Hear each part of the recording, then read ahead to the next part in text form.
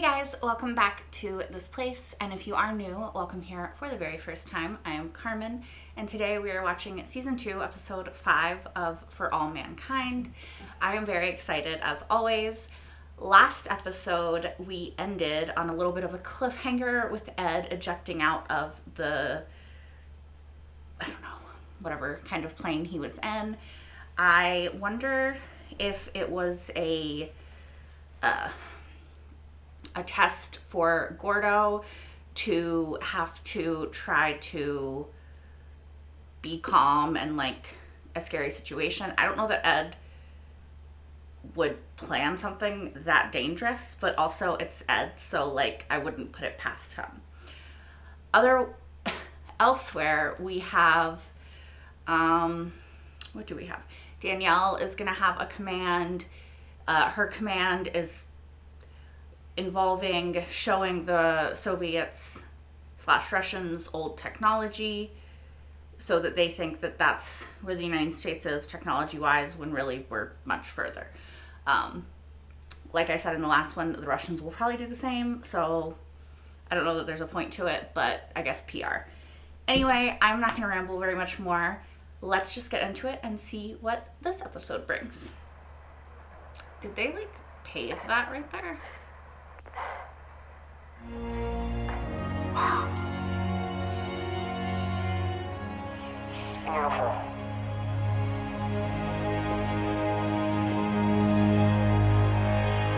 And I guess, like, she's done commercials and stuff like that, right? So it's not that, different for her, but it does feel like it takes away, like, the actual reaction of the moment, which was like, wow, even though she faked it later, I don't know.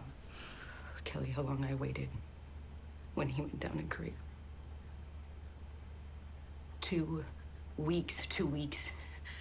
I waited feeling like this. I don't know how you could do that. 2 weeks. This is what it's like, Kelly. For the people you love, this is what it's like, and you should know that.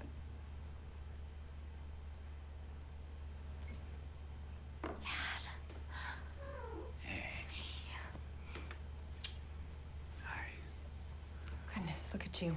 I just got a little wet, that's all. I know it looks pretty bad, but Doc said I'm fine. It looks less than fine. Glad you're home. Maybe Kelly will tell him that she was, like, freaking out. Eye wash station over there on your left. In case you get any regolith in your eye, which you do not want to do, trust me, stuff gets everywhere in your fingernails, your mouth, your nostrils, your nether regions. No. You're oversharing, but I think I'll be all right, but thank you. Nice to meet you, Gerald. Okay. Right. It reminds me of when they had all the cameras following them on The Expanse. When I was a senior in high school, I saw you save Molly Cobb on TV. Wow. Now I feel old. No, please, you're not. Is it what inspired him? It changed my life. I remember thinking to myself, one day I'm gonna be her. I mean, figuratively speaking, of course, because I'm not. Yeah. Thank you, Nick. No problem. That's cute. Onward to Mod 1. This was the old Jamestown base. Yeah, that's where it all started. Hard to believe, isn't it? So they just built on top of the existing base. I guess that makes more sense that the listening device would have gotten missed.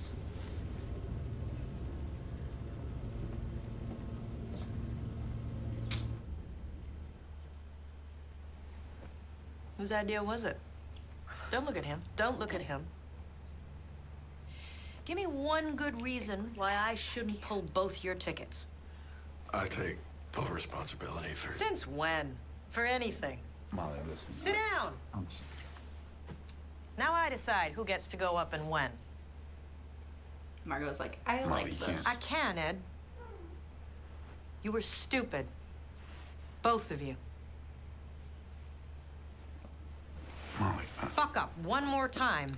Yeah, I was gonna say she's not gonna take it away from him immediately. Never gonna Like happen. I they're promise you. friends. Then get out of here.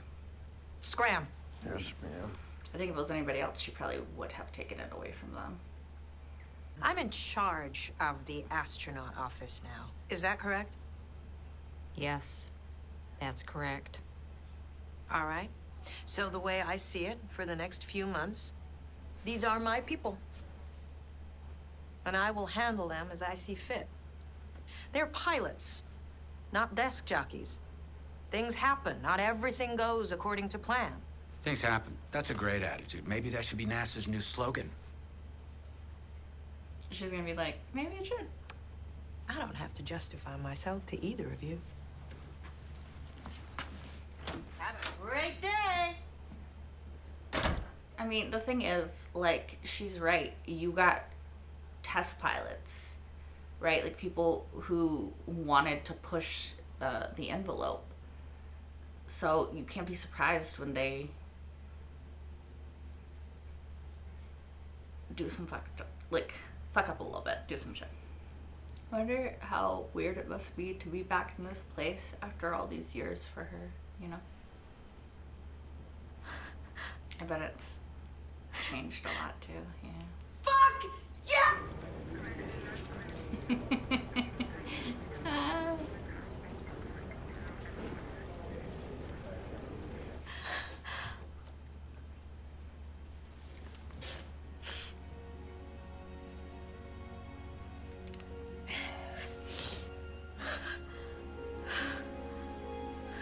It's funny, it says quiet please, and she's just like, How did you wind up here with us at Apollo Soyuz? It's not that interesting. Over 100 applicants and you come out of nowhere to grab the job? I would say that's pretty interesting. Not much of a talker, are you? No. Well, glad to have you on board.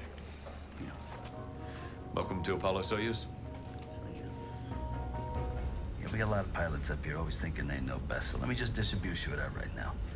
I've been doing this a long time. I know this beast like the back of my hand. Now, this is not some Piper cub. She's like a wild stallion. You gotta have a deft touch. I think I can handle it, Doug. shit.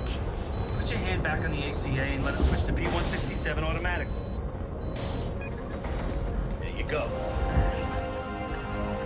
And maybe listen to Doug next time, though, when he tells you something. Well, look at you. Hi. That was great. You were great.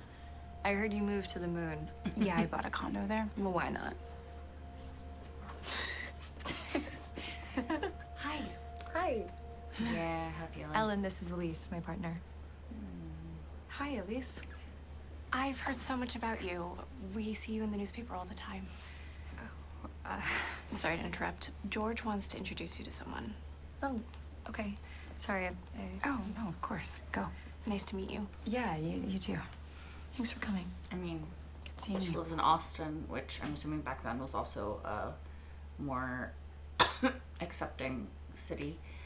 She's in fine arts, which is generally a more accepting sort of place to be. Makes sense that she would be able to be out. Would it be weird for us to get a drink sometime?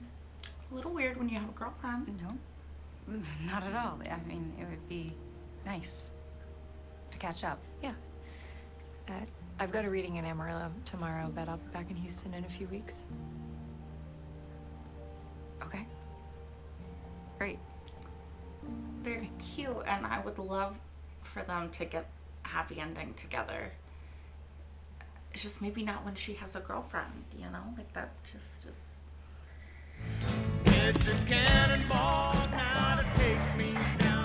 every time I see those fucking eggs, I'm like, Lots of poker, but stop showing the eggs. They're so disgusting.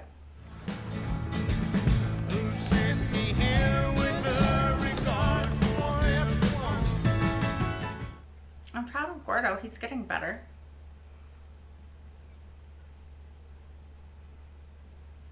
Maybe it's like exposure therapy, you know? You will not fire your weapon unless it is in response to a hostile act or hostile intent. What exactly Yeah, is I was gonna say, hostile how would you intent? know that the intent Hostile was intent hostile? is what my face will look like if you make me read this shit to you. Okay. No, I do think that we should clarify what the fuck hostile intent is, though, because that could be the area for misinterpretation with that is like vast. Wrath Khan is playing at the Outbound. Maybe you could sneak out. We could catch the late night. Kelly and I saw it last week. Oh. Is it good? Yeah, it's great. Then Spock dies. Oh. What? Why would you spoil? That's so petty. Like, just talk to him and tell him, like, how you're feeling. Don't just spoil the Wrath of Khan. Damn. I guess I've been having trouble adjusting to life up here.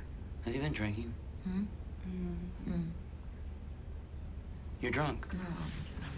You're one of 3 LSAM pilots on this base. What if this had been a real emergency and we had to evacuate? Yeah, I'm fine. No, you're not fine. This is completely unacceptable. I'm writing you up. Hey, don't do that. If you report me to Houston, they'll ground me. This is my life. Yeah. Please. And you being drunk on the job Could you please just give me one more chance? can endanger other people's lives. Surely you understand that. You know? I'm not saying she doesn't deserve another All right. chance. I'm just saying she needs to understand that there are repercussions for her actions. I know. What do I have to complain about? I gotta quit my whining. I know. I mean, hey, You guys should be happy. everybody's cut out for that kind of I life. get everything I ever wanted. Maybe you realize you didn't want it so much. Just that now that I'm here, I don't know. It's just so Barren. empty. I mean, I think it's okay. Like, you worked hard and you got everything you ever wanted, and then you realized it wasn't what you wanted. I think that happens to a lot of people, you know? Like, I don't think there's anything to be ashamed of in that. Shit happens that you can't control. Things can go wrong in a second. In real life, yeah. And you realize that... I realized up there that I was weak. I disagree I was with that afraid. wording. I don't think So fear is weakness, but I'm just trying to burn that from my head. Maybe we can help. I wish you could, bud, but... I think Jimmy has an idea. you did. That was a good scene. I like that. Finally got my shit together. Finished my master's at UT. Might stick with teaching. Not sure. Unless I become the next poet laureate. Of course. Sure. Why not? Goes without saying. Yeah. Hi. So I guess this is goodbye then. Yes, so. Bye, Ellen. The shoulder pad. All right.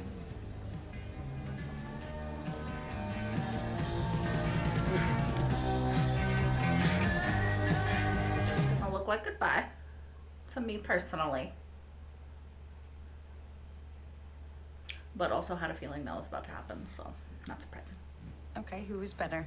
Mrs. Henry had those chocolate chip cookies with walnuts. What about my ambrosia? I suppressed that memory. Oh, come on. You didn't. I'm not sure. I feel like he has a crush on her. I don't like it. I don't like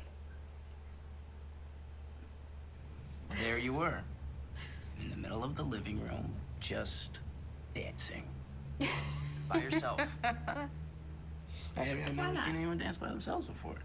Well, Of course. yeah. What kind of nut dances alone in the Well, middle of the it's day? just usually because if people are by themselves, there's no one to see them dancing by themselves. But I think most people dance by themselves, you know? Good night, Mrs. Baldwin.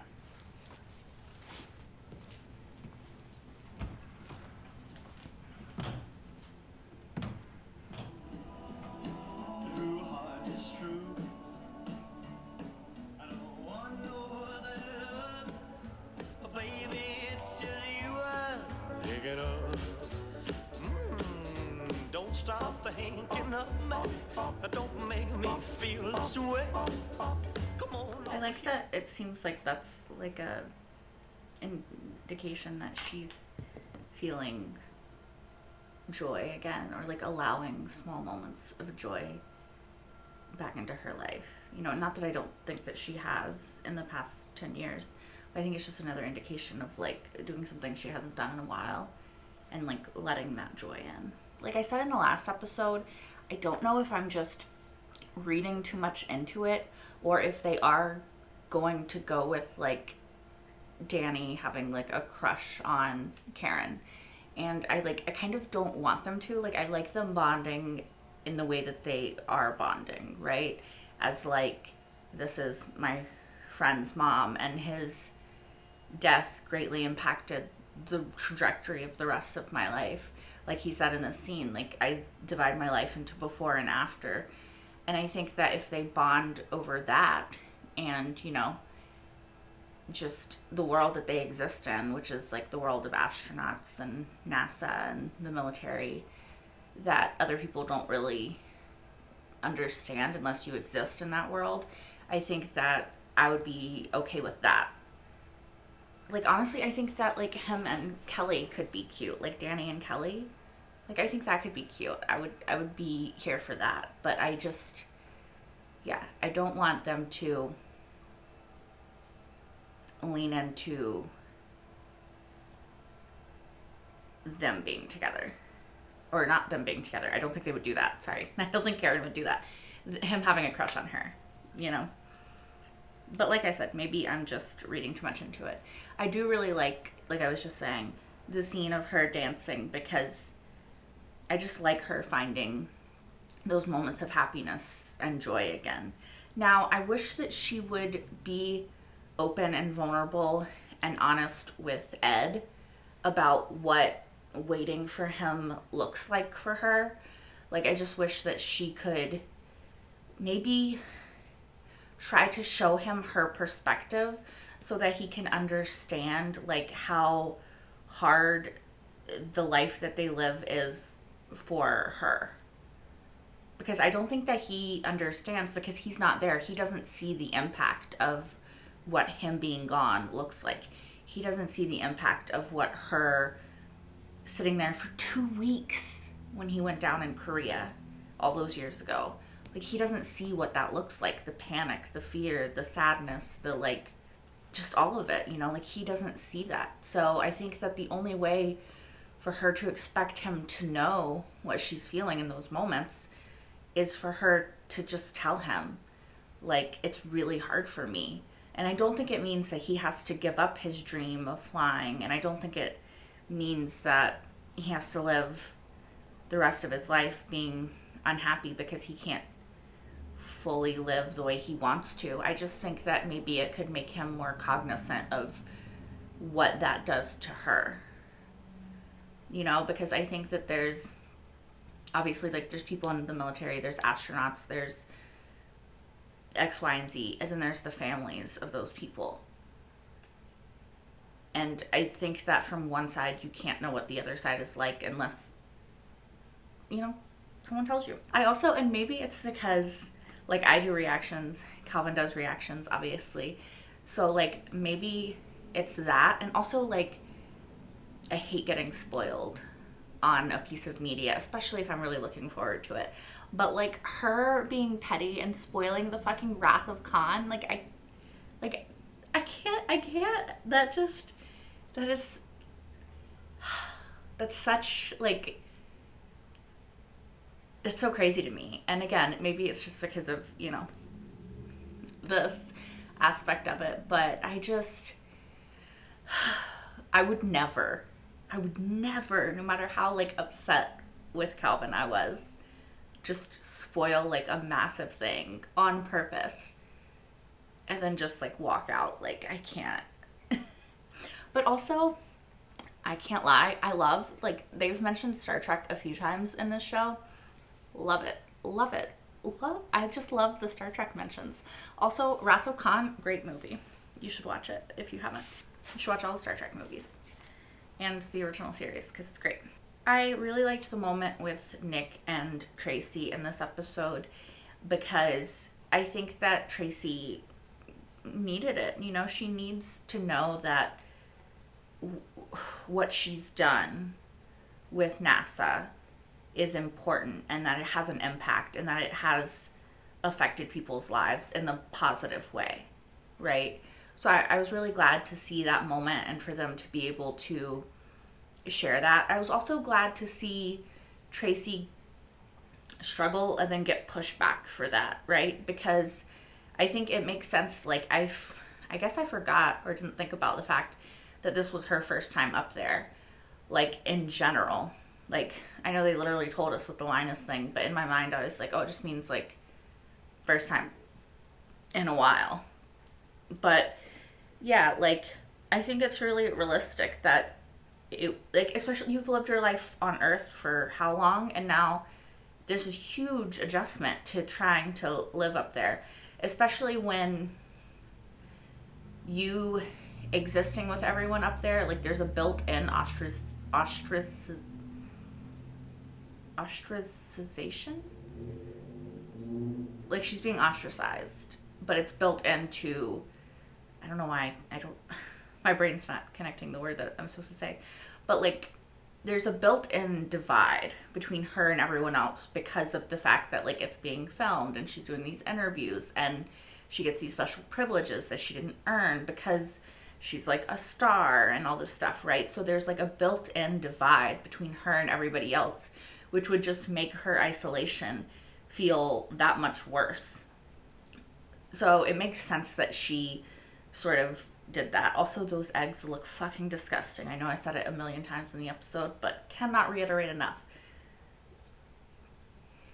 Disgusting. But yeah, so I'm glad that she had those moments, but I'm also glad that she got called out because her performing to her highest ability is not only beneficial but imperative for the other people, because if she is needed in an emergency situation, she needs to be there for everybody because their lives could depend on her.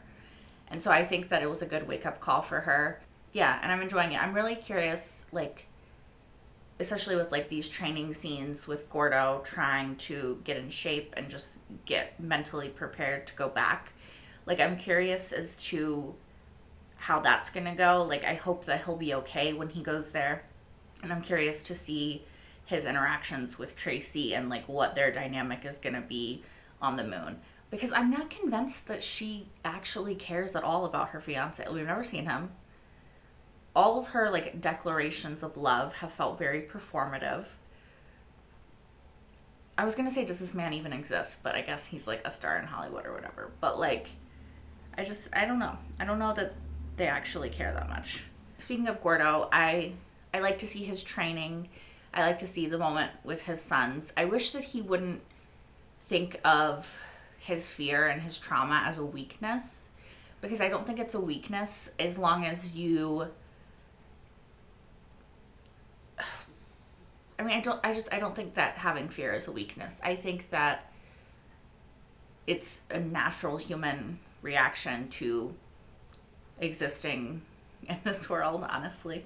But yeah, I just think it's natural, and I think that he shouldn't be ashamed of it. He shouldn't feel any particular way about it. And I hope that if he is able to go back and overcome it, that he doesn't think of it as like not being weak, but rather as just like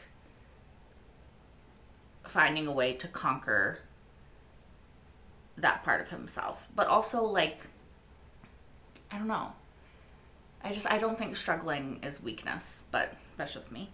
It was really cool to see Aleda back at NASA, and it was really cool to see her like happy reaction. I'm really excited to see her going forward. She did look a bit deer in the headlights when she was actually like in her room with all the other people. So we'll see how it goes, but I think that she's gonna do great, and I have faith in her. So I'm excited to see it. Also, I don't know. I don't know how I feel about Ellen and Pam, because like a part of me is like they're really cute and I could ship I could ship them together. But Pam is also in a very committed relationship. Like she's living with this person and now she's cheating on this person. But it doesn't seem like Pam wants to go back into a position where she's going to be back in the closet. And I don't think that Ellen seems like she's in a position where she wants to come out and face whatever repercussions that would be for her career. So I don't see this working long term. And so it spells a heartbreak to me, and it stresses me out a little bit, I'm not gonna lie.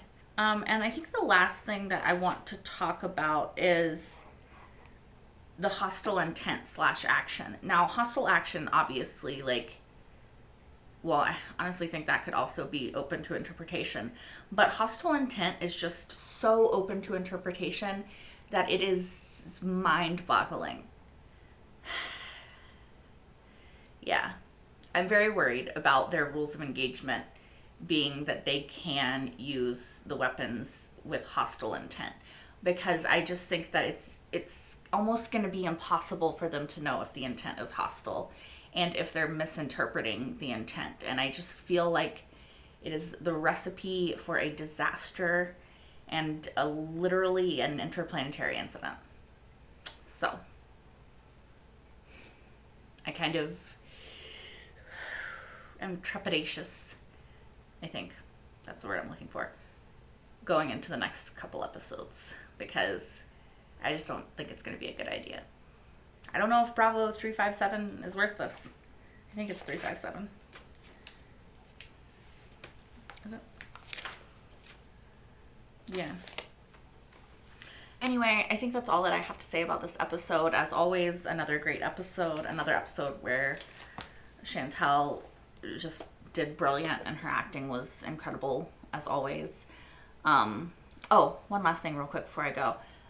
Molly is not doing good, and it concerns me. It very much concerns me, because I feel like she's not doing good to like a higher degree than I thought she would not be doing good at this point, and like it concerns me quite a bit.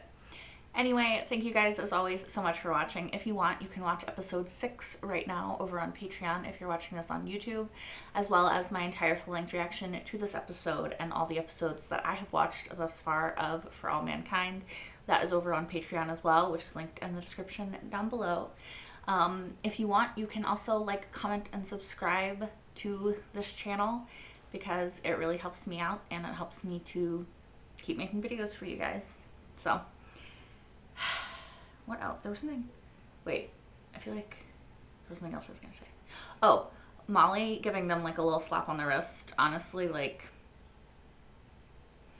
I live for that. Although they were being fucking stupid. So maybe they needed more. I don't know. Anyway, I gotta stop rambling because I have to go. Until next time. Bye, guys.